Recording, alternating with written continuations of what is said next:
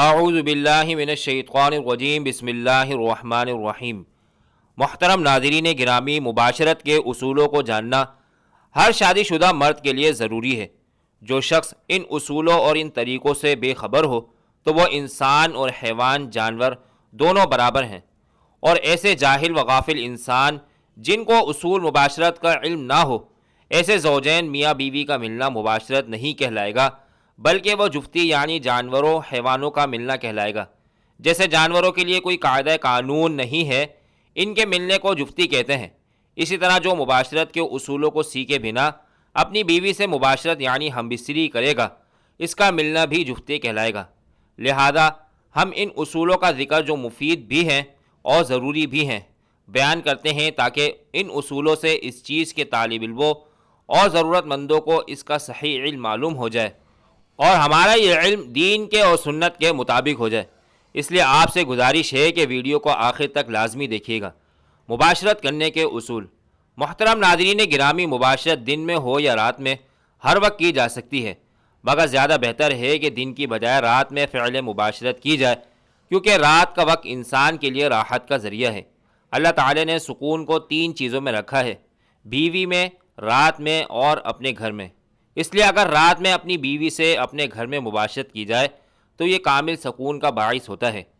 جس رات میں مباشرت کرنا ہو تو زیادہ مناسب ہے کہ دن میں پہلے مباشرت کا تذکرہ میاں بیوی کے درمیان آ جائے، تاکہ عورت یعنی بیوی اپنے شوہر کے لیے اچھی طرح زیب و زینت اختیار کر لے، اور اپنی مخفی گندگی کے مقامات کو صاف ستھرا کر کے، اور بیوی بھی اپنے دل میں پہلے سے ایک جذبہ رکھ لے، تاکہ شوہر کے جذبات کے ساتھ ساتھ وہ بھی اپنے جذبات پورے کر سکے، یعنی انزال ہونے میں عورت کے لیے آسانی ہو جائے، کیونکہ انزال دل اور دماغ کے خیال و جذبے کے ساتھ جلدی ہوتا ہے۔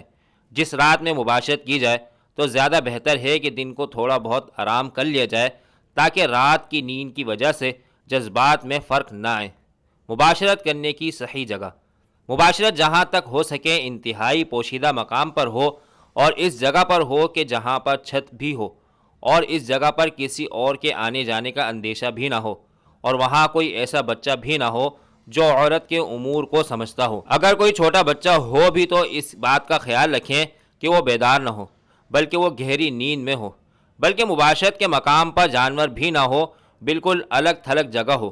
اور حضور صلی اللہ علیہ وسلم نے ارشاد فرمایا کہ جو شخص عورت کے پیچھے کے مقام میں صحبت کرے وہ ملعون مردود ہے۔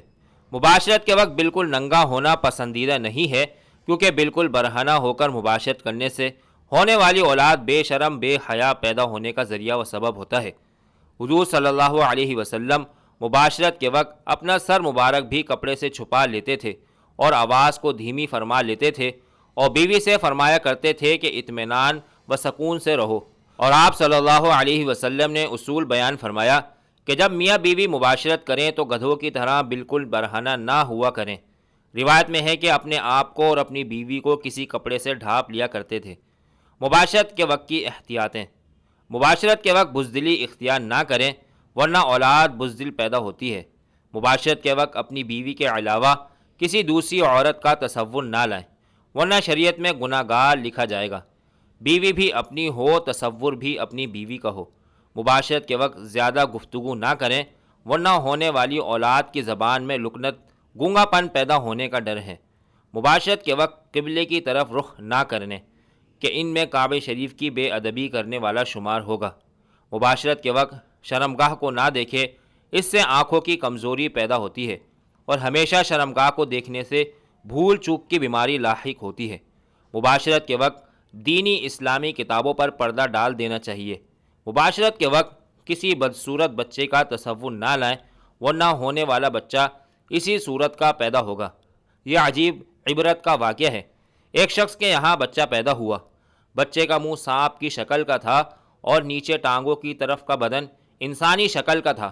ماں اپنے بچے کو دودھ پلانے سے بھی ڈر رہی تھی۔ موجودہ وقت کے ایک بزرگ حکیم کو بتایا گیا تو بزرگ حکیم صاحب نے فرمایا کہ ایسا معلوم ہوتا ہے کہ جس مباشرت کے ذریعے اس بچے کا حمل قرار پایا ہے، اس مباشرت میں زوجین میں سے کسی ایک نے سانپ کا تصور کیا تھا۔ بچے کے والدین میں سے ایک نے بتایا کہ حکیم صاحب نے سچ فرمایا کہ اس وقت سانپ کا تصور و خیال آ گیا تھا۔ ایک بات کا اور لازمی خیال رہے کہ عورت کا دل اگر صحبت کرنے کا نہیں ہے تو جبراً درندوں کی طرح صحبت نہیں کرنی چاہیے کہ اس سے بیوی کو تکلیف ہوگی اور شوہر سے نفرت بھی کرنے لگے گی۔ ہاں، پہلے خوب ملاقات کھیل کود کرے تاکہ عورت راضی ہو جائے۔ یوں ہی درندوں کی طرح فوراً ٹوٹ پڑنا انسانیت کے خلاف ہے۔ عورت اگر کسی پریشانی یا بیماری میں ہو تو اس کی صحت کا بھی خیال کرنا چاہیے۔ ایک روایت میں ہے کہ ام المومنین حضرت ام سلمہ رضی اللہ عنہا سے مروی ہے کہ حضور صلی اللہ علیہ وسلم کی کسی زوجہ محترمہ کی آنکھیں دکھ رہی ہوتی تو آپ ان سے مباشرت نہ فرماتے جب تک وہ تندرست نہ ہو جاتیں۔ اس حدیث سے معلوم ہوا کہ اگر بیوی کسی دکھ و پریشانی میں ہو تو اس کی صحت کا خیال کیے بغیر صحبت کرنا مناسب نہیں، لیکن بیوی کو بھی خیال رکھنا چاہیے کہ میرا خاوند ناراض نہ ہو۔ شریعت نے جس طرح شوہر پر بیوی کا نان و نفقہ و دیگر حقوق لازم کیے ہیں، اسی طرح بیوی کو بھی اپنے شوہر کی اطاعت اور فرما برداری کا حکم دیا ہے۔ ارشاد نبی ہے، بالفرض اگر میں کسی کو کسی کے سامنے سجدہ کرنے کا حکم دیتا تو بیوی سے کہتا ہے کہ وہ اپنے شوہر کو سجدہ کرے۔ اسی اطاعت شعاری کا ایک نمونہ یہ ہے کہ جب شوہر بیوی کو اپنی طبعی تقاضا پورا کرنے کے لیے بلائے تو بیوی انکار نہ کرے۔ اس سلسلے میں حدیث مبارکہ میں واضح تعلیمات موجود ہیں۔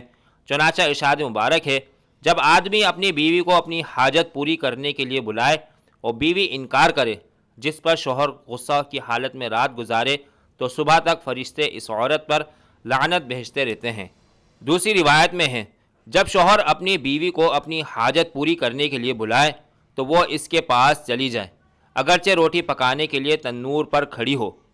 لہذا بغیر کسی شرعی عذر کے عورت کو شوہر کی طبعی ضروریات پورا کرنے سے انکار کرنا درست نہیں ہے۔ اگر بیوی ہم بستری سے بغیر کسی عذر انکار کرتی ہے تو شوہر اول نرمی اور پیار سے اپنی بیوی کو خود سمجھانے کی کوشش کرے۔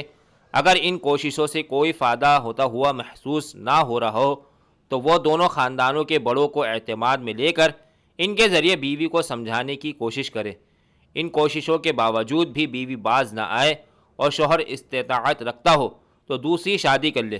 بیوی کے انکار کی وجہ سے شوہر اگر کسی گناہ میں مبتلا ہو جائے تو شوہر خود اس گناہ کا ذمہ دار ہوگا، اسی سے گناہ کا اس کا مواخذہ ہوگا اور بیوی سے شوہر کو ناراض کرنے اور اس کی حاجت پورا نہ کرنے کا مواخذہ ہوگا۔ اللہ تعالیٰ سے دعا ہے کہ اللہ تعالیٰ ہمیں ہماری زندگی کا ہر کام سنت کے مطابق کرنے کی توفیق عطا فرمائے، آمین۔ تمام ناظرین سے گزارش ہے کہ کمنٹس میں آمین لکھنا مت بھولیے گا، نہ جانے کس کی آمین سے ہم سب کی دعائیں قبول ہو جائیں۔